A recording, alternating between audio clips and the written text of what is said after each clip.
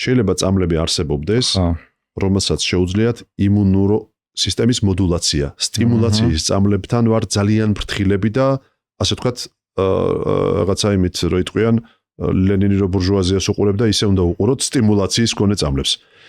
იმუნური სისტემის ნამდვილი ნაკლოვანება თუ აქვს და მე მყავს ასეთი ათეულობით პაციენტი, პირველად იმუნოდეფიციტი გულისხმება ამ შემთხვევაში, ამ პაციენტებთან არანაირი მედიკამენტი არ მუშაობს საერთოდ დედამიწაზე რაც კი არსებობს, თუ მას არ გაუკეთებთ ყოველ 60 კვირაში ერთხელ ჩანაცვლები თერაპიას იმუნოგლობულინით და მას არ მივცემ საპროფილაქტიკო მუდმივ ანტიბიოტიკო თერაპიას.